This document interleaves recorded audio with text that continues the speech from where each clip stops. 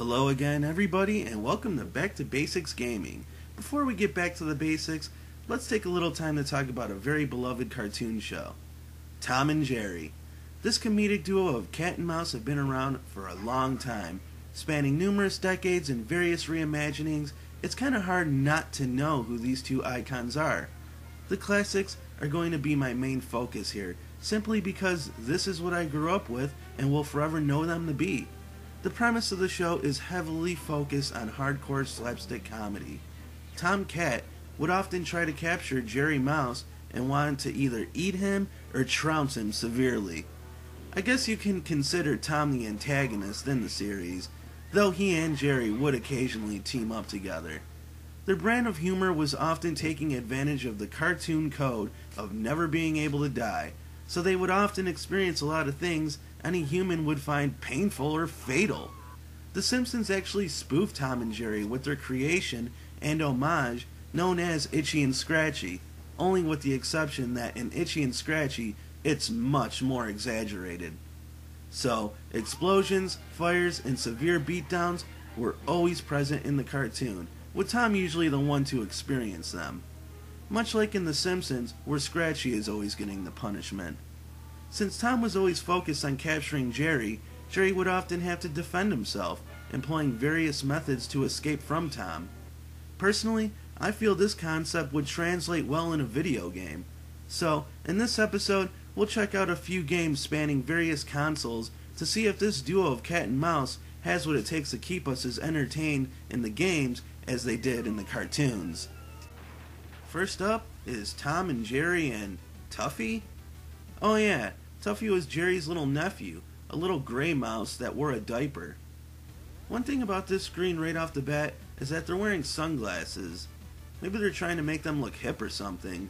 It kind of reminds me of the failed Poochie character in Itchy and Scratchy. They want to make a new character for the show, but have him look cool and hip. So they have him wearing baggy clothes and sunglasses with a backwards hat. Well, anyways, Tuffy is nowhere present on the screen. Possibly because the premise is that you play as Jerry and you have to rescue him from Tom, whom he has locked up in the attic. So, let's get to it. Upon starting the game, I'm suddenly being attacked by an enemy. What the fuck? That's not fair. No fair. I just got to the first screen of the game and they sent an enemy my way. I didn't even have a chance to experiment with the controls and they send this toy soldier my way? Okay, granted, the NES controller only has 4 buttons and a D-pad, and 2 of the buttons are for pausing and selection action. But still, it just seems kinda cheap. Well, I did manage to figure out what button to press and attack this toy soldier before he hit me. Speaking of which, toy soldier? Let's check out our enemy roster before we advance any further here.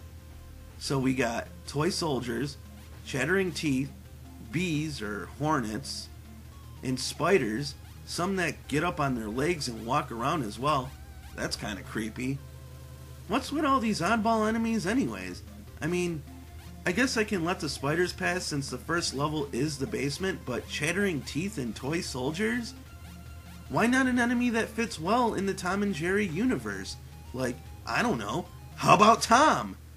I understand you can't have a platforming game with a bunch of Toms to kill, but how about this? How about not making this a full-fledged platforming game to explore at your own leisure and something more like running from Tom and avoiding various obstacles in the process instead of throwing these blue balls at chattering teeth and hornets? And just for the record, all these enemies have that nasty habit of respawning almost instantly as well. Toy soldiers and chattering teeth aren't the only things to look out for either, as there are many hazards to evade as well, such as thumbtacks, steam, and water? Okay, wait a minute here. Water hurts you in this game? Now granted, Jerry is small, but I still disagree here. It shouldn't actually hurt you. What would be more likely is that it's a hindrance and pushes you back or something in that nature, not fucking hurt you. This game already has bad news written all over it. So anyways, Jerry will get a few different things to help aid him in his quest, such as a hammer and this thing here that looks like candy. the hammer is completely useless, because you have to be near an enemy to hit them, and more than likely, you'll get hit in the process as well. Just stick with your balls, Jerry. The candy has a weird effect too. When I used it, it put me in a bubble and I started to float up to the top of the screen. Maybe it's helpful, but when I used it, it just sent me back to an area I already explored, so use it wisely. It's hard to pass judgment on a game when you can't even beat the first level. This basement is just way too damn big, and even worse, the game suffers from serious slowdown. Usually, on the NES, slowdown was a common factor when there was a lot of things on the screen all at the same time, but in this game, it happens any and everywhere, and I do mean everywhere. I would have tried my hand at this game a bit longer, but the slowdown really was a factor. I mean, just imagine playing your favorite online game with nothing but lag from start to finish. It just ain't happening. They burned us bad on this one.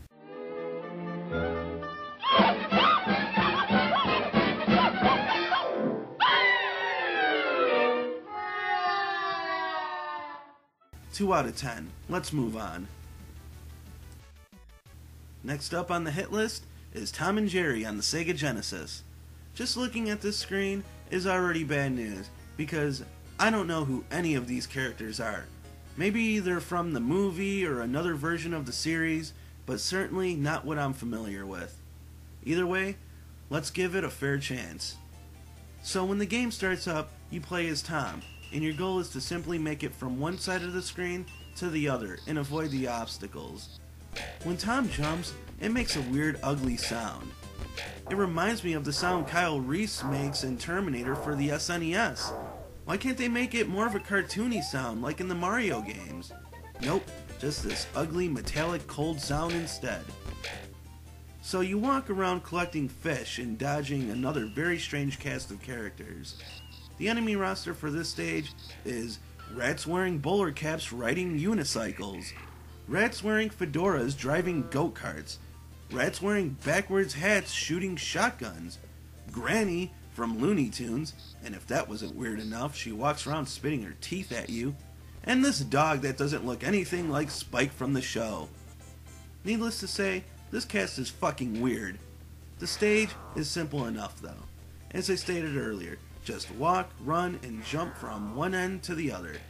Now, let me ask you a question. If you made a Tom and Jerry game, how would you have Tom attack the enemies? Jump on them, maybe? Claw at them? Hit them with a mallet? Nope. How about throwing footballs? Yeah, that's right, we throw footballs in this game. Nothing screams Tom and Jerry more than throwing the old pigskin around at rats with shotguns. I would further attack this concept, but I'm just way too confused and frustrated to press this matter any further. On a quick little side note, there aren't many hazards in this stage except holes and fire hydrants. The fire hydrants shoot water out and damage Tom. Water hurting the cat makes total sense here, considering most cats don't like water. So in here, this concept is acceptable. Anywho, once at the end of the stage, jump over the dog that isn't Spike and you're on your way to the second level. The second level is nothing but a hazard festival. You have to get to Jerry before the house falls. Possibly instead of wanting Jerry dead, Tom wants to eat him. I'm not sure. People complain that there aren't enough games where you play as the bad guy. Well, here you go. I dare you to play this fucking game. Anyways, you have to avoid the hazards and endure cheap shot after cheap shot of falling debris, wrecking balls, exploding TVs, and bowling balls. My patience just wouldn't stick around for this level, and neither would my lives. After going through my 2 continues, it was game over for me. So much for 9 lives. Much like the house shown here, this game is a wreck. It's something that should just be destroyed and never heard of again. I feel like this game just spit in my face.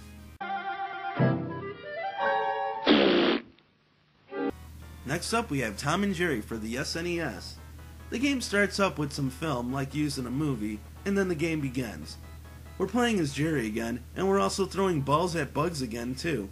I already stated how I feel about this concept, but yes, the game was made by the same company. It has plenty of simplicity, and moves around worlds better than that hunk of cat shit on the NES. I can see a kid enjoying this game, but I really had a hard time trying to get into it. The second level is so huge and way off target for a Tom and Jerry game. It has this way of using this film theme to segue from screen to screen, so I think that's why the second level is so offbeat. Maybe it's a movie.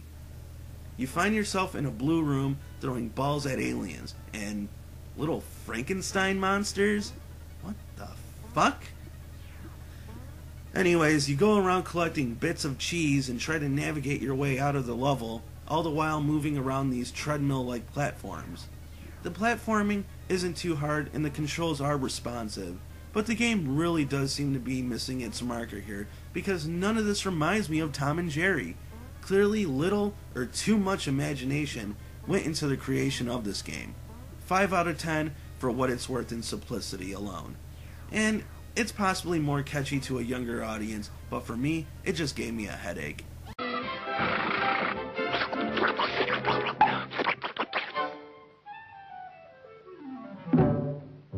My final game will be Tom and Jerry on the Sega Master System.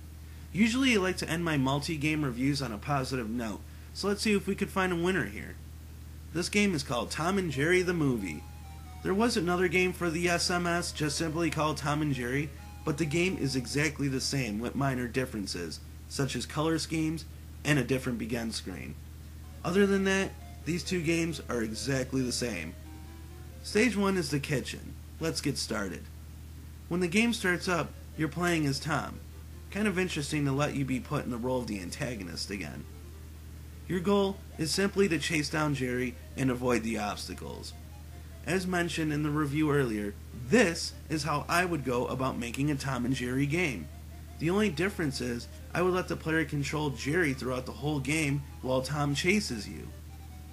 You can either walk after Jerry, run after Jerry, and sometimes swim after him as well. It's up to you as to how you approach things, as there are many hazards that will determine your pacing. Jerry likes to chuck bombs at you as well, and seeing this here instantly gives me that Tom and Jerry vibe I've been wanting. The screen will constantly be moving, kinda like them certain side-scrolling levels we find in Mario games, so you have to make sure you haul ass and keep well placed on the screen, or it's over. When you get hurt in the game, either by Jerry or any hazard, you lose a little bit of your life. The life bar is located on the upper left of the screen. It would have been clever if they made 9 small units of life, but I only counted 8. Anyways, the game seems to be a lot of trial and error, but to me, at least it feels like what a Tom and Jerry game should be, which is Tom chasing Jerry and trying to catch him. Jerry will even taunt Tom once in a while. Both Tom and Jerry's characters look good, and the animations on them are nice, although they seem too small for the background, and Jerry for some reason has huge rosy red cheeks. He looks like he has an apple in his mouth or something. His cheeks are friggin' huge. Though I didn't play too much of this game, I truly do feel it is the strongest of the group for reasons stated earlier. On a quick little side note, one of the hazards Tom has to watch out for is drops of water. Now, like I said, water hurting you in a game is stupid unless you're a cat, because most cats don't like water, so I find this acceptable. But, remember I mentioned swimming in the game? So the obvious question is, how the fuck does a drop of water hurt Tom, but not a whole fucking body of it? Oh, but it gets better. When I was swimming in the water, I came across some fish, and I touched one of them. And yep, guess what? Fish can hurt Tom in this game.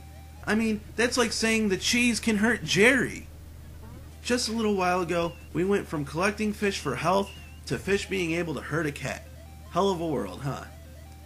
Well, despite some of the stupid nitpicky things I have here, the game is certainly not what I would consider a work of art. But you know what? It's a fucking masterpiece next to these shitty games. With them at least hitting the theme of the show and having impressive animations and graphics for the SMS, I give this game a 6 out of 10. Well, I guess we didn't really find a winner this time. I suppose you can consider the SMS version the winner here, but with such hollow competition, that's not saying much. Still, with the timeless cartoon, that won several Academy Awards by the way, and all of the fond memories they gave many of us growing up, We don't really need a game. From kicking the shit out of each other, to getting drunk and smoking and doing all sorts of crazy shit they would never allow cartoons to do in this day and age, Tom and Jerry is a true, bold, and most importantly, funny cartoon that is certainly deserving to be called legendary. So, as always, thank you for watching, and please join me next time so you can help me get back to the basics. Is you is or is you ain't my baby? The way you acting lately makes me down. You is still my baby, baby.